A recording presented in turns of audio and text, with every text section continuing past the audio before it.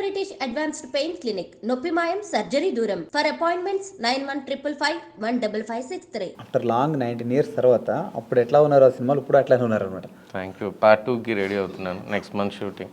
Okay, అంటే మొత్తం caste అంతా అదే అండి, క్యాస్ట్ అండ్ క్రూ అంతా? ఒరిజినల్ నుంచి సుధా గారు అండ్ సుమన్ శెట్టి గారు ఉన్నారు. Rest of the cost next month announce చేస్తాం. ఓకే, సేమ్ సెల్వరాఘవన్ గారు డైరెక్షన్, యువన్ శంకర్ రాజా గారు మ్యూజిక్, నాన్నగారు ప్రొడ్యూసర్, మీరు హీరో.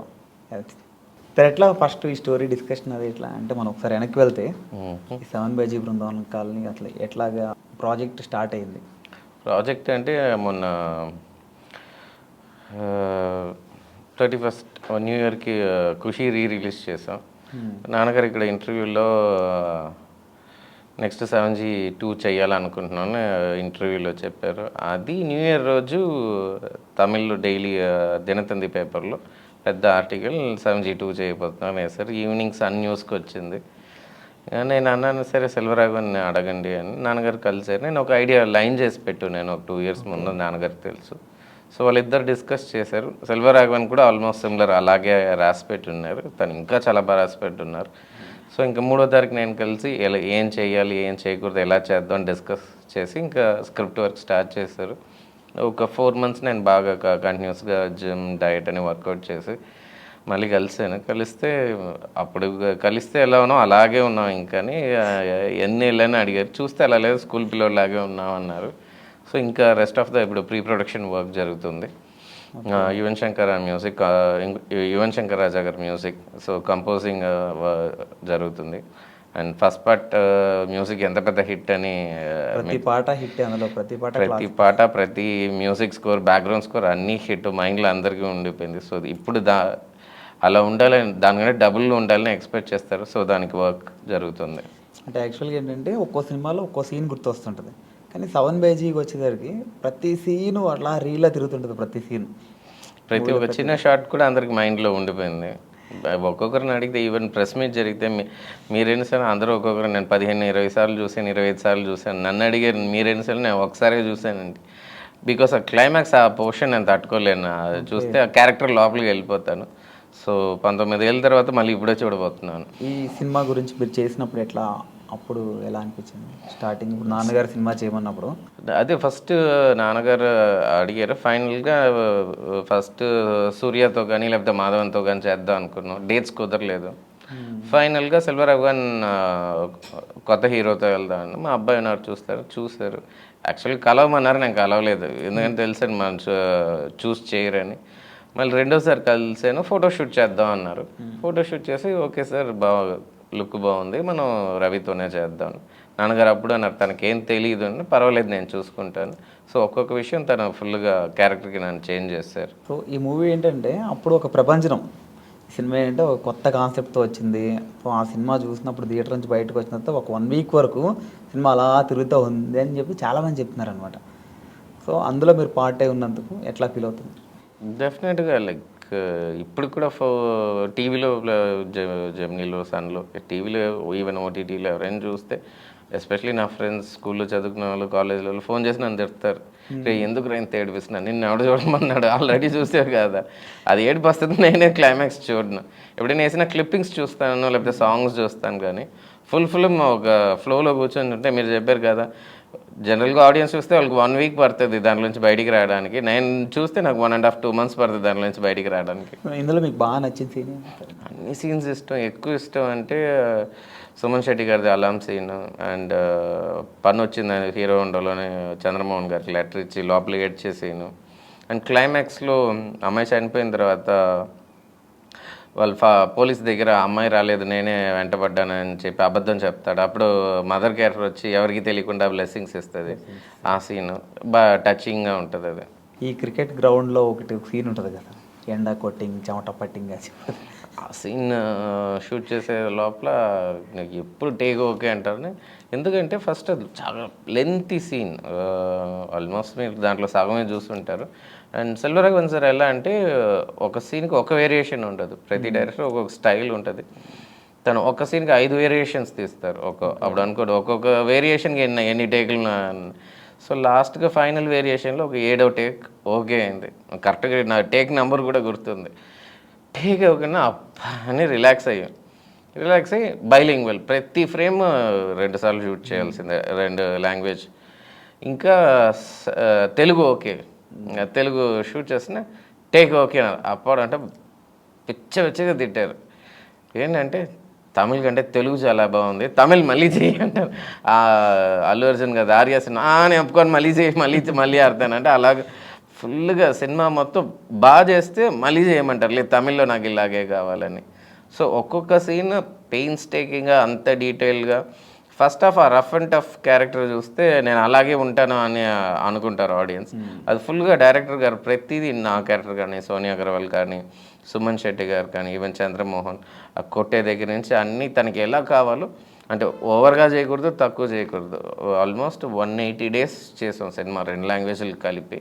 బట్ అంత డీటెయిల్గా వచ్చింది. జనరల్గా బైలాంగ్వేజ్ అంటే చేసింది ఇంకోసారి చేయాలి కదా అనుకుంటారు, అలా కాదు. అది ఒక సీన్ నార్మల్గా ఒక హాఫ్ డే 1 dayలో షూట్ చేస్తుంటే ఇది 2 రోజులు 3 రోజులు పడుతుంది, అంత డీటెయిలింగ్తో తీసారు. చాలామందికి రవికృష్ణ గారు అంటే ఆయన తమిళ నటుడు, తెలుగు సరిగా రాదనుకుంటారు. మీరేంటే తెలుగు ఎంత ఫ్లూయెంట్గా మాట్లాడుతున్నారు? నేను తెలుగు, నేను పుట్టింది నెల్లూరు, మా నాన్నగారు చేసి తెలుగు వాళ్ళే కదా. అంటే చాలామంది అనుకుంటారు, అది అపోహ ఉంది చాలామందికి, తెలుగు రాదు అనుకుంటారు. ఉండేది చెన్నై, అంటే పెరిగింది చెన్నైలో. అంటే ఇండస్ట్రీ మొత్తం ఇక్కడ షిఫ్ట్ అయినప్పుడు నాన్నగారు షిఫ్ట్ అవ్వలేదు, మా స్కూలింగ్ అంతా అక్కడ ఉందని. బట్ అప్పుడు కంటిన్యూస్గా తన సినిమాలు ఇక్కడ తెలుగు సినిమాలు ఉన్నారు కదా. సో అంటే నాన్నగారు ప్రొడ్యూసరు, అన్నయ్య డైరెక్టరు, అయినా సరే మీరు చాలా గ్యాప్ తీసుకున్నారు సినిమాకి. గ్యాప్ తీసుకుంటే చేయకుండా ఏం లేదు. 7G తర్వాత ముద్దుల కొడుకు, నిన్న నేడు రేపు, బ్రహ్మానందం డ్రామా కంపెనీ అన్నీ చేసాం. ఆ ఫిలింకి దానికి తగిలిన ఫ్యాన్స్ ఉన్నారు. కాకపోతే ప్రతి ఒక్కరు ఏంటంటే 7Gతో కంపేర్ చేస్తారు, అలాంటి సినిమా చేయలేదు, అంత పెద్ద సినిమా చేయొచ్చు. బట్ ఇమీడియట్గా చేస్తే అలా మొనాటనస్ అయిపోద్ది. ప్లస్ చాలామంది మీరు చెప్పినట్టు నాన్నగారు ప్రొడ్యూసర్, చాలా హీరోస్ కానీ యాక్టర్స్ కానీ చూస్తే ఒక ఇమేజ్లో ఫిక్స్ అయిపోతారు. దాని తప్ప ఇంకేం చేసినా ఆడియన్స్ చూడరు. సో ఆ ఇమేజ్ రాకూడదు. ఈ అబ్బాయి సినిమా అంటే ఏదో ఒకటి డిఫరెంట్, ఒకటి కామెడీ ఉంటుంది, ఏమైనా ఉంటుంది, ఆ పేరు తెచ్చుకోవాలని. తమిళ్ చాలా సినిమాలు చేశాను. మన గమ్యం తమిళ్ రీమేక్ చేశాను నేను, అలరి నరేష్ క్యారెక్టర్. సో అది ఫుల్ పక్కా mass and comedy character. And Aranyakandam చేశాను. సో టోటల్ ఒక 13 ఫిల్మ్స్ చేసి ఉంటాను. దాంట్లో అట్లీస్ట్ ఒక 2 7G అండ్ ఆరణ్యకాండం మంచి పేరు వచ్చింది యాజ్ అన్ యాక్టర్ కానీ, పర్ఫార్మర్ కానీ. అంటే తెలుగుకు మళ్ళీ రాలేదు కదా మీరు? తెలుగుకి కరెక్ట్ అయిన స్క్రిప్ట్ దొరకాలి కదా. వచ్చినాయా లేకపోతే స్క్రిప్ట్స్ అదే నాన్నగారు అదే అంటూ ఉన్నారు. బయట అంటున్నారు సినిమాలే చేయట్లేదు అనుకుంటున్నారు. బట్ నేను స్క్రిప్ట్స్ వింటూనే ఉన్నాను. ఆల్మోస్ట్ 600-700 స్క్రిప్ట్స్ విని ఉంటాను. స్క్రిప్ట్ వినడం మాత్రం కదా, దాంట్లో ఒక 30-50 ప్రాజెక్ట్స్గానే వచ్చినాయి. ఒక సినిమా అయితే సరే చేద్దాం అని అడ్వాన్, బట్ నాకు ఏదో ఒక డౌట్, ఇది ఆడదు, సరిగా లేదు అని ఒక మనకి ఇది ఉంటుంది కదా మనసులో, అని చేయలేదు. కాకపోతే ఈ 30-50 ప్రాజెక్ట్స్లో అట్లీస్ట్ ఒక 30-35 వేరే వాళ్ళతో చేశారు. ఒక్కటైనా హిట్ అయింది అనుకోండి, అరే మనం తప్పైన డెసిషన్ తీసుకున్నాం, సూపర్ హిట్ కాదు, మంచి పేరు వచ్చినా మన డెసిషన్ తప్పు అనిపించేది. బట్ ఒకటి రానప్పుడు మనం కరెక్ట్ అయిన డెసిషన్లోనే కాదు తీసుకున్నాం అనిపిస్తుంది. మెయిన్ థింగ్ ఏంటంటే దీనికన్నా మంచి సినిమా చేయాలి. అది బడ్జెట్లో అని హిట్లో అని కాదు, సెల్ఫ్ సాటిస్ఫాక్షన్ ఉండాలి. అంటే మీ వరకు వచ్చి మీరు వద్దు, మీరు రిజెక్ట్ చేసిన సినిమాలు ఉన్నాయంటున్నారు కదా, తెలియని ఒక సినిమా అయినా చెప్తే. పేర్లు తెలియండి. అంటే ప్రతి కాన్సెప్ట్ చెప్పేటప్పుడు టైటిల్ ఉండవు, లేకపోతే చేంజెస్ ఉంటాయి, ఏమైనా ఉంటాయి. బట్ తెలుగులో కానీ తమిళ్లో కానీ చాలా చేశారు. అంటే ట్రైలర్ చూడగానే మనకు తెలిసిపోయింది కదా ఇది మనకు చెప్పారు అని, లేకపోతే డైరెక్టర్ నేమ్ ఉంటుంది. సో ఓకే, మీ పర్సనల్ లైఫ్కి వస్తే ఎట్లా ఉంటారు అంతా? ఎట్లా?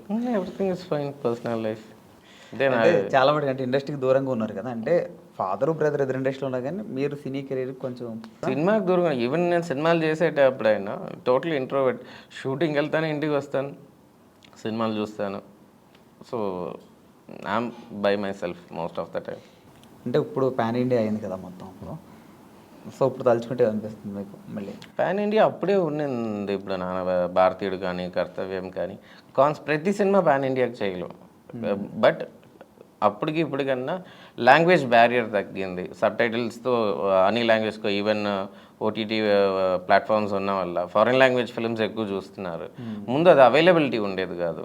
అంటే మేము ఇండస్ట్రీలో ఉన్నాం కాబట్టి DVD లేజర్ డిస్క్ సినిమాలు అన్నీ చూసేవాళ్ళం. ఇప్పుడు అది వైడర్ ఏజ్ ఆడియన్స్కి అవైలబుల్ ఉంది కాబట్టి ఏ లాంగ్వేజ్ అయినా లాంగ్వేజ్ బ్యారియర్ పోయింది. మెయిన్లీ విత్ ఇన్ ఇండియా పోయింది, ఈవెన్ ఫారెన్ ఫిల్మ్స్కి పోయింది. అంటే ఏదైనా ఒక సినిమా మీ దగ్గరికి వచ్చినప్పుడు సో అది మీరు వదిలేసుకున్నారు, ఎప్పుడైనా మైండ్లోకి వచ్చింది అరే ఆ సినిమా మనం చేస్తుంటే బాగుండు, ఆ క్యారెక్టర్ నేను చూస్తుంటే బాగుండు అని? అదే అంటున్నాను, అలాగ ఒకసారి అనిపించున్నా నేను తీసుకున్న డెసిషన్ చేయలేదని నేను ఫీల్ అయ్యి ఉండేవాడిని. ఇప్పుడు దాకా అవ్వలేదు.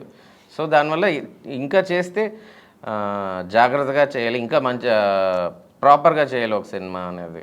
ఒక డైలాగ్ ఏమన్నా చెప్తాను 7 పేజీలు మీ అనిత అనిత నన్ను కొంచెం కష్టపడి లవ్ చేయవా ప్లీజ్, నాకేం రాదు అనిత, నేను ఇంతే.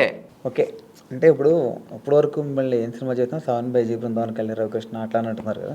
సో మీరు ఇంకా మీ ఫ్యూచర్లో ఇంకా వేరే ఏం చెప్తారు ఆ క్యారెక్టర్ యాక్చువల్లీ ఇన్ఫ్యాక్ట్ 7G మొదలు పెట్టేదానికి 2 మొదలు పెట్టేదాని ముందు ఇంకొక స్క్రిప్ట్ ఫైనలైజ్ చేస్తున్నాను. బట్ 2 చేద్దామా అని ఓకే, ఫస్ట్ 2 చేసేసి ఆ సినిమా ఇమీడియట్గా స్టార్ట్ చేద్దామని ప్లాన్ చేస్తున్నాం. ఇది కాకుండా తమిళ్లో డాడా అని ఒక సినిమా వచ్చింది, అది రీమేక్ చేయాలనుకున్నాం. ఆల్మోస్ట్ సరే రైట్స్ తీసుకుందాం అని ఉంటే, బట్ అది చేస్తే సింగిల్ లాంగ్వేజ్ అవుతుంది, తెలుగు మాత్రం. మన తమిళ్కి వేరే సినిమా సపరేట్గా చేయాలి. సరే ఫస్ట్ ఇది చేసేద్దాం, దాని తర్వాత వేరే చూసుకుందాం అని. అండ్ నెక్స్ట్ 2 ప్రాజెక్ట్స్ స్క్రిప్ట్స్ రెడీగా ఉన్నాయి. ఇది ఫినిష్ అవ్వగానే అండ్ 7G చేసేటప్పుడు వర్క్ హెవీ, ఎస్పెషలీ సీక్వెల్ అనేటప్పుడు ఎక్స్పెక్టేషన్ డబుల్ ట్రిపుల్గా ఉంటుంది. సో ఇది ఫినిష్ చేసి నెక్స్ట్ అది స్టార్ట్ చేయాలి. అదంటే మీరు ఇప్పుడు గ్యాప్ తీసుకున్నారు కదా, చాలా గ్యాప్ వచ్చింది కదా. సో ఈ గ్యాప్ టైంలో మీ ఇంట్లో అంటే ఫాదర్ అది ఏమని లేదా ఏదో ఒక సినిమా నాన్నగారు ఏమంటారు, ఎప్పుడు ఏంటంటే తను ఎలా అంటే ఒక విషయం చెయ్యి అని చెప్పేదానికి రెస్పాన్సిబిలిటీ ఇచ్చేస్తారు. నేరుగా తీసి చిన్నపిల్లల్ని స్విమ్మింగ్ పూల్లో వేసేస్తారు కదా ఈత కొట్టని, అలాగే లైక్ స్నేహం కోసం తమిళ్ వర్షన్ షూట్ చేస్తాను, బ్యాంకాక్ ఒక సాంగ్ షూట్ చేసాం గరుడా గరుడా అని. అప్పుడు మేనేజర్స్ ఎవరిని పంపించలేదు, నన్ను అన్నయ్య పంపించారు. నేను అప్పుడే 10th క్లాస్ ఫినిష్ చేశాను, అన్నయ్య 12th standard inter 2nd year finish చేశారు. సో ఒక $25,000 ఇచ్చారు. ఇచ్చి సాంగ్ షూట్ చేయండి, సరిపోతే చెప్పి ఇంకో 25 పంపిస్తాను. మేము ఫుల్గా షూట్ చేసాం, ఒక హాఫ్ డే వర్క్ మిగిలింది. చెన్నై తిరిగి వచ్చేసాం. రాగానే ఎందుకు ఫినిష్ చేయలేదన్నారు. లేదు ఫుల్గా అక్కడ ట్రై చేసాం, లొకేషన్స్ బాగాలేదు, ఆ ఒక్క బిట్ డైరెక్టర్ గారు సెట్ ప్లాన్ చేసుకుందాం అన్నారు. ఓకే అండి. అప్పుడు కేఎస్ రవికుమార్ గారు డైరెక్టర్ అన్నారు, వీళ్ళిద్దరిని పంపిండి సినిమా వచ్చి నేను సగం బడ్జెట్లో ఫినిష్ చేస్తాను. రీజన్ వచ్చి నాన్నగారు 25 ఇచ్చారు, $25,000 ఇంకో 25 ఇస్తా అన్నారు. బట్ మేము 12,000లో ఫినిష్ చేసి 13,000 తిరిగి ఇచ్చేసాం. సూపర్. సో ప్రొడక్షన్ వర్క్ దగ్గర నుంచి ఏదైనా వర్క్ రెస్పాన్సిబిలిటీ ఇస్తారు. సో ఆ రెస్పాన్సిబిలిటీ ఉన్నప్పుడు సరే హీరోగా చెయ్యాలి అని అవుట్ ఆఫ్ కంపల్షన్లో చేసి అది ఆడక చేసేది మంచిగా మోర్ దెన్ ఆడియన్స్. నేను ఒక సినిమా ఆడియన్ కదా, ఎన్ని సినిమాలు అన్ని చూస్తాం కదా, ఈ సినిమా నేను చేస్తే అసలు ఆడియన్స్ నేను చూస్తాను ఫస్ట్, నేను సాటిస్ఫై అవ్వాలి కదా. అంటే ఎప్పుడైనా మీకు అంటే మీరు హీరోగా చేస్తున్నారు కదా, ఎప్పుడైనా నేను డైరెక్టర్ అవుదాం అనిపించింది మధ్యలో? అంటే అన్నీ డైరెక్టరు నాన్న ప్రొడ్యూసర్ లేదు అని. ఇప్పుడు 7G తీసుకోండి, ఫస్ట్ సినిమా అయినా దానిలో టైటిల్ డిజైన్ నేనే చేశాను, సెల్వరావన్ చూపించాను, దాన్ని పెట్టి ఫుల్ డిజైన్ లంకా భాస్కర్తో తీసుకున్నారు. దాని తర్వాత కాస్ట్యూమ్స్ నా కాస్ట్యూమ్స్, సోనియా కాస్ట్యూమ్స్ అన్నీ చేశాను. అన్నయ్యతో కేడి అని ఒక సినిమా చేశాను తమిళ్లో, అన్నయ్య డైరెక్షన్లో. ఇలియానా తమన్నా ఇంట్రడ్యూస్ చేసాం. షూట్ చేసేటప్పుడు డ్యాన్స్ మాస్టర్కి అన్నకి తలకొన ఫారెస్ట్లో షూట్ చేసాం. ఇద్దరికి టైఫాయిడ్. డేట్స్ ఉన్నాయి, సెట్ రెడీ. సరే అని మీరు ఇద్దరు కూర్చొని వెయిట్ చేయండి. 2 సాంగ్స్ షూట్ చేశాను, ఒక ఫైట్ నేనే షూట్ చేశాను. సో ఏదో యాక్టింగ్ అనుకోండి, ఏదో ఒక పని ప్రతి ఫిలింలో చేస్తూనే ఉంటాం. దాన్ని సపరేట్గా టైటిల్ కార్డ్ పడదు అంతే. మెయిన్ ప్రోడక్ట్ బాగా వచ్చిందా లేదా, ప్రోడక్ట్ ఆడితే అందరికి పేరు వస్తుంది సినిమా ఆడితే. అంటే మొన్న మామూలుగా ప్రెస్ మీట్ అప్పుడు చెప్పారు, ఈ కథ నేను చెప్తానంటే వినలేదు, తమ్ముడు వినలేదు అని చెప్పి అన్నారు కదా. కోవిడ్ అప్పుడు నాకు బేసిక్ ఐడియా చెప్పారు ఏదో అన్నాను మూడ్లో. ఏదైనా ఒక స్ట్రక్చర్ ఐడియా ఉంటుంది, దాని తర్వాత అది లైన్గా మారుతుంది, దాని తర్వాత స్క్రిప్ట్గా మారుతుంది, దాని తర్వాత ఫస్ట్ డ్రాఫ్టే, దాని తర్వాత నేను ఫైనల్ వెర్షన్ విని ఉంటే లేకపోతే ఫస్ట్ డ్రాఫ్ట్ విని ఉంటే చేసి ఉండేవాడిని. తను నాకు ఐడియా మాత్రం చెప్పాడు, లైన్ కూడా చెప్పలేదు. బట్ సినిమా నాకు చూపించారు. ఇన్ఫ్యాక్ట్ అది కూడా ఒక 5 days వెయిట్ చేయించారు సినిమా చూడండి. సినిమా వచ్చి చూసి నేను నాన్నగారు జనరల్గా తను మా ఇద్దరి దగ్గర చెప్పరు, లైన్ చెప్తే మేము ఇద్దరు బాగా ఫుల్ కరెక్షన్స్ చెప్తాను. బట్ ఫైనల్ చూసిన వెంటనే ఇన్ఫ్యాక్ట్ ఆ ప్రివ్యూ థియేటర్లో నేను నాన్నగారు పడి నవ్వు అంత ఎంజాయ్ చేసాం. ఒక కరెక్షన్ కూడా లేదు. ఏమైనా చేంజ్ చేయాలంటే లేదు, అవసరం లేదు, చాలా బాగా చేసాం. ఇన్ఫ్యాక్ట్ యాజ్ అన్ ఆడియన్స్ వస్తే అంత బాగా ఎంజాయ్ చేస్తారు, ఫ్యామిలీతో వచ్చి ఎంజాయ్ చేస్తారు. Through love story but family sentiment entertainment త్రూఅవుట్గా ఉంది సినిమా. ఒక్క సీన్ కూడా బోర్ కొట్టలేదు. ఓకే, అంటే అన్నయ్య మీరిద్దరు మాట్లాడుకుంటారా, నా సినిమా రిలీజ్ అవుతుంది, నీదేమో సినిమా రిలీజ్ అవుతుంది? యాక్చువల్గా ఇన్ఫ్యాక్ట్ నా 22nd ఉన్నింది, తనది 28th ఉన్నింది. బట్ పోస్ట్పోన్ చేశారంట date, something re-recording work and mixing జరుగుతుంది. సో డిలే అయింది, October 5th or 6th postpone చేశారు. బట్ అది మ్యూజిక్ చాలా పెద్ద హిట్. నాలో నేనే లేను సాంగ్ అండ్ సమ్మోహనుడా చూసి పెద్ద హిట్. ఇవాళ రవితేజ గారు ఇంకొక సాంగ్ రిలీజ్ చేశారు, ఆవో ముంబై సంథింగ్.